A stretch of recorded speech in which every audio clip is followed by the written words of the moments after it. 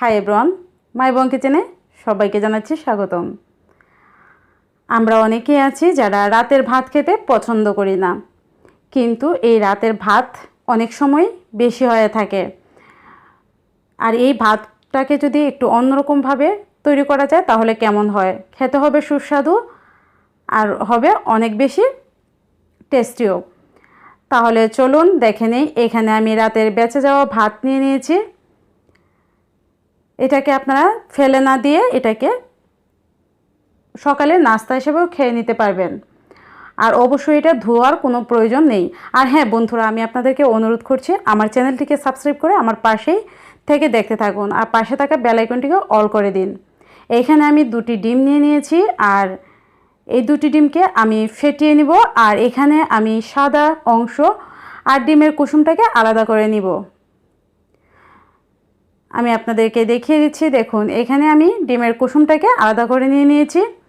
একই রকমভাবে আমি আরেকটি ডিমেরও কুসুম আমি আলাদা করে নিব। একটু সাবধানতার সাথে কাজটা করবেন, এতে করে ভালো হবে। এবারে আমি ডিমের কুসুমটাকে দেখুন, আমি ডিমের কুসুমটাকে এক বাটিতে নিয়েছি, আরেকটি বাটিতে সাদা অংশ। এবারে এই ডিমের কুসুমটাকে আমি একটু ফেটিয়ে নিব।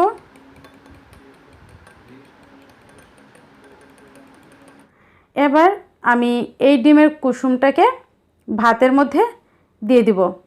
আর ভাতটাকে আমি এই কুসুমের সাথে খুব ভালোভাবে মিশিয়ে নিব। এটাকে একটু ভালোভাবে মিশিয়ে নেবেন। এই তো দেখুন, আমার ভাতটা কুসুমের সাথে ভালোভাবে মিশানো হয়ে গেছে। এবার আমি এটা চলে যাব চুলায়। এখন চুলায় আমি একটি কড়াই দিয়ে দিলাম তেল। তেলটা গরম হয়ে আসলে এর মধ্যে আমি দিয়ে দিচ্ছি পেঁয়াজ কুচি। আপনারা পেঁয়াজের পরিমাণটাও এখানে বাড়িয়ে কমিয়ে নিতে পারেন আপনাদের পছন্দ মতো। চাইলে এখানে অন্য অন্য সবজিও দিতে পারেন। আর আমি এখানে কাঁচামরিচ কুচিও দিয়ে দিলাম। এতে করে কাঁচামরিচের যে সুন্দর একটা ফ্লেভার সেটাও তেলের মধ্যে চলে আসবে আর কাঁচামরিচটাও ভাজা হয়ে যাবে পেঁয়াজের সাথে। আমি এটাকে একটু ব্রাউন করে ভেজে নিব।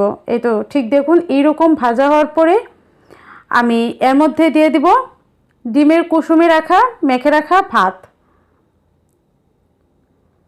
তবে আপনারা যদি চান এখানে আরও অনেক ধরনের সবজি ব্যবহার করতে পারেন আপনাদের পছন্দ মতো।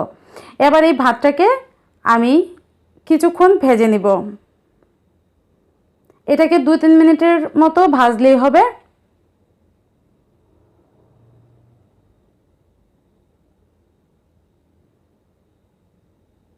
এই তো আমার এটা ভেজে নিয়েছি। এবারে আমি এর মধ্যে দিয়ে দিচ্ছি 1 চিমটি পরিমাণ গোলমরিচের গুঁড়ো আর দিয়ে দিচ্ছি স্বাদ মতো লবণ। এবার এই লবণ আর গোলমরিচের গুঁড়োটাকেও আমি ভাতের সাথে খুব ভালোভাবে মিশিয়ে নিব।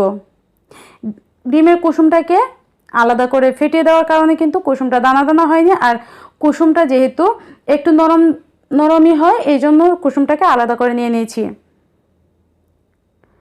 এই তো দেখুন, আমার এগুলো মেশানো হয়ে গেছে। এই পর্যায়ে আমি অল্প পরিমাণে ঘি দিয়ে দিলাম। এতে করে ফ্লেভারটা খুব ভালো আসবে, অনেকটা ফোলাওয়ার মতো আসবে। আপনারা যদি ঘি না দিতে চান তাহলে নাও দিতে পারেন।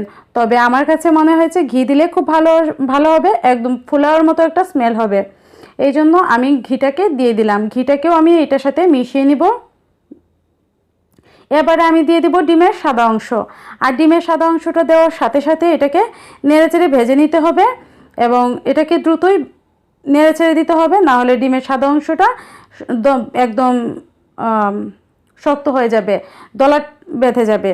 এই জন্য এটাকে তাড়াতাড়ি করে ভেজে নিতে হবে। আর বন্ধুরা, ডিমের সাদা অংশ আর কুসুম যদি একসাথে দেন তাহলে ডিমটা দানা দানা হয়ে যাবে। এই জন্য কুসুমটাকে আগে দিয়ে দিয়েছি আর ডিমের সাদা অংশটাকে আমি এই পর্যায়ে ব্যবহার করলাম। এই তো দেখুন, আমার ভাজা হয়ে গেছে ভাতগুলো। এই পর্যায়ে আমি কিছু কিশমিশ দিয়ে দিয়েছি। আপনারা এখানে কিশমিশ তারপরে বাদামও ব্যবহার করতে পারেন। আপনাদের পছন্দ মতো সব কিছুই আপনারা এখানে দিতে পারেন। এতে করে কি হবে, কিশমিশটা যখন পড়বে ভাতের সাথে তখন খেতে অনেকটা বেশি মজা হবে। আর বাচ্চারাও কিন্তু এটা অনেক পছন্দ করবে, যেহেতু এটা মিষ্টি মিষ্টি এবং ঝালঝাল হবে, খুব ভালো লাগবে। আপনারা অবশ্যই বাসায় এটি ট্রাই করবেন। আমার এটা রেডি হয়ে গেছে। আমি চলে যাব পরিবেশনের জন্য। আর পরিবেশনের জন্য আমি একটি বাটি দিয়ে সুন্দর করে সাজিয়ে নিব। আপনারা আপনাদের পছন্দ মতো এটাকে সাজিয়ে নিতে পারেন। এতে করে খাবারের টেস্টটাও মনে হয় অনেকটাই বেড়ে যায়। খাবার যখন দেখতে সুন্দর হয় সেটা খেতে কিন্তু অনেকটাই ভালো লাগে। তো বন্ধুরা, দেখিয়ে নিলেন কত সুন্দরভাবে তৈরি করা যায় রাতের বেঁচে যাওয়া ভাত দিয়ে। আপনারা কিন্তু এটা অতিথি আসলেও দিয়ে দিতে পারবেন নির্দ্বিধায়। তো যদি ভালো লাগে আমার এই ভিডিওটি, তাহলে ভিডিওটিতে একটি লাইক দিতে ভুলবেন না, আর কমেন্ট করে জানাতে ভুলবেন না কেমন হয়েছে আমার আজকের এই রেসিপি। ধন্যবাদ।